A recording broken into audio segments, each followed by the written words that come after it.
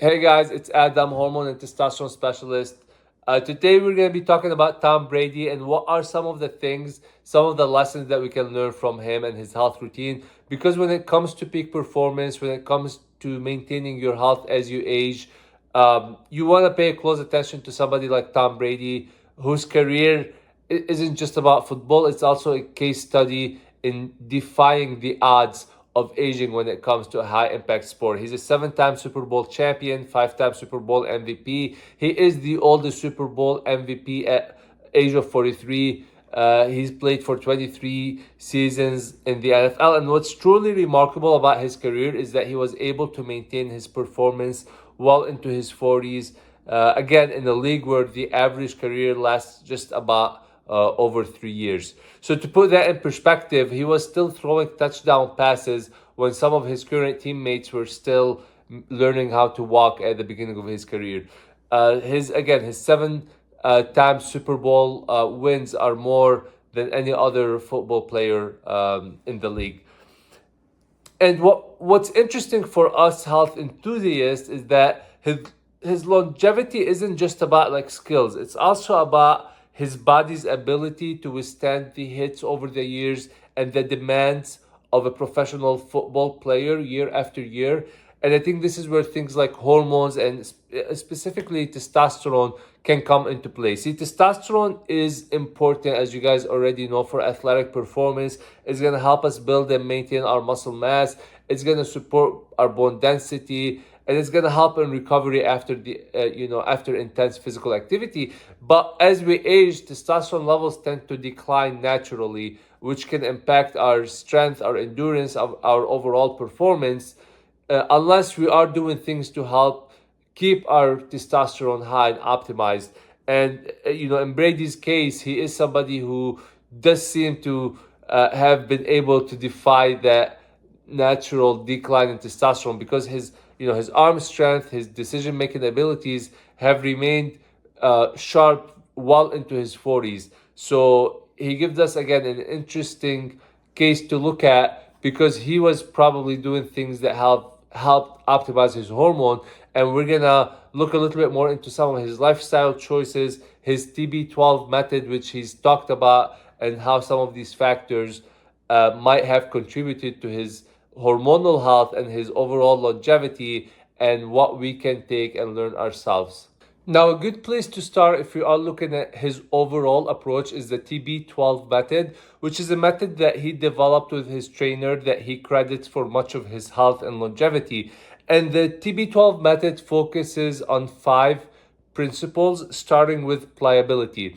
And in this context, when they're talking about liability, which is again something that they emphasized heavily, it's talking about the liability of the muscle and keeping that muscle resilient and able to move without restriction. It's similar to flexibility in a sense, but it's a little bit more because it's not just about the muscle being flexible, it's about keeping that muscle resilient and less prone to injury. And it involves starting with like a relaxed muscle and then finding tender points and applying pressure to them to help release that tenderness and again make it more resilient. And you can use a rolling foam for that or a pressure ball to help you do that. And I think the idea here is very helpful in general, whether you call it pliability or flexibility or muscle resilience or adaptability, but allowing the muscles to be resilient to injury, maintaining proper form, doing dynamic stretching so that your workout has less of a chance of causing an injury to you is absolutely key. Now, the second principle is hydration, and the recommended starting dose is half your body weight in ounces. So, your body in pounds, and then you take half of that and make it into ounces. If you're 180 pounds, you want to start with 90 ounces. That could be a good starting point, I think, depending on your physical activity and what you're doing throughout the day. You might have to adjust that a little bit. But in principle, hydration is very important. It's something I always talk about. You want to make sure you stay hydrated for your muscles and your overall health. The third principle is nutrition, and over there they kind of emphasize the plant-based diet. They use an 80-20 rule with 80% of your diet should be coming from plant-based foods, and then the other 20% can be meat-based. And the emphasis should be also on protein, getting adequate protein, and then on eating again like whole, real food, but getting the protein, getting the essential fats that your body needs. And you can also use supplements, but only as means to help assist the diet, not in placement of the diet. The TB12 method is also meant to sell supplements, so they do sell supplements. So you have to keep that in mind. But again, in principle, I definitely agree with the approach. I think eating the right balanced nutrition, getting enough adequate protein is helpful, and I do like using supplements as long as you do it correctly. You're not using it again to replace your diet, like not in place of getting a healthy diet. You can't just eat like crap and then just think you'll just get supplements and fix everything. But I do think we are still not getting all the adequate nutrition on average from our diet, even if we try to eat a little bit healthy. So supplementing it right and finding the right supplements that are gonna work for you, that are tailored for your specific case and for what you're trying to achieve, can definitely be helpful. Now, principle number 4 after pliability, hydration, and nutrition is gonna be movement. And movement is referring to the training part of the program. So it's emphasizing functional movements and training in ways that will mimic the sport that you play in or the daily activities that you do, as opposed to just weightlifting.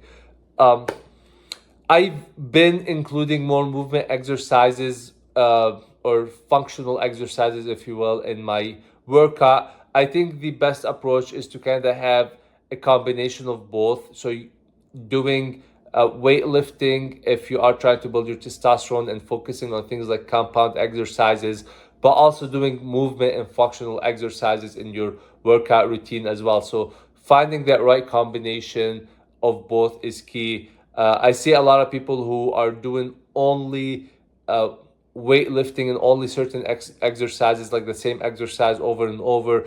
And I think in one sense that can get a little bit boring, but just for your overall health and functionality and for that muscle resilience that we've talked about and to help prevent injury, I think incorporating functional movements and exercises that aren't just focused on hypertrophy per se, but are focused on maximizing your your strength, your speed, your functional movement can be very helpful and very key. So I also agree with that principle.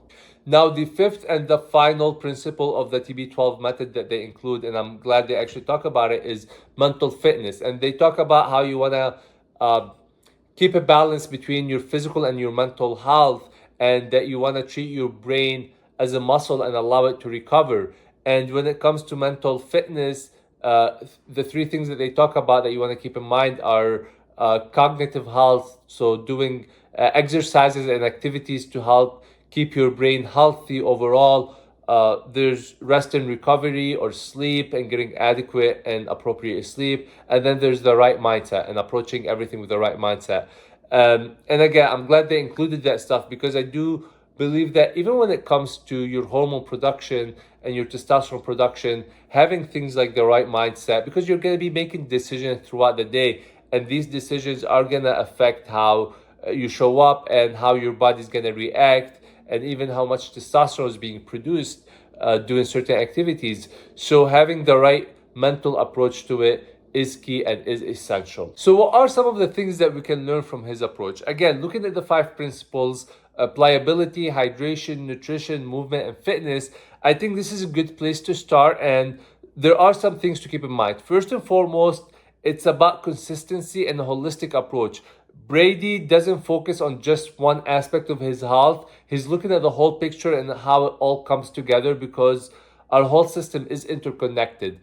Now, other key takeaways are going to be, you want to focus on whole, real food in your diet. You want to make sure you get adequate protein, healthy fats, because this can help support hormone balance and overall health. You want to stay hydrated. Proper hydration is very important for hormone production and for overall bodily function. You want to make sure you incorporate functional movements and exercises in your workout routine. You don't want to neglect recovery. And I would say getting adequate sleep, stress management, all of these are vital for hormone optimization. And you want to consider mindfulness practices. As Brady has shown, mental health is just as important as physical health when it comes to your overall well being and performance. Now we have to remember we're not all Tom Brady's, and while his approach has worked wonders for him, it might not be the perfect fit for everyone. Just because we all have different circumstances and different roles, we're not all football players, and we might not have the same resources he does. But more importantly, each person's body is unique, and what works for a professional athlete might not be suitable for someone with a different lifestyle and a different health status. But there still are great takeaways, and I think the key here is to take inspiration from his Tom Brady's dedication to his health and his holistic approach to the matter, even if you're not copying the exact routine, but keeping these principles in mind, listening to your body, and if you can work with somebody who can mentor you along the way, just like Tom Brady had his personal coaches, that would be ideal in my opinion. The other thing is, I think Tom Brady's success is also a testament to the potential benefits of keeping our health and our hormone balance a priority. And it's a reminder of the amazing things that our bodies can do if we take appropriate care of them and give our bodies what they need.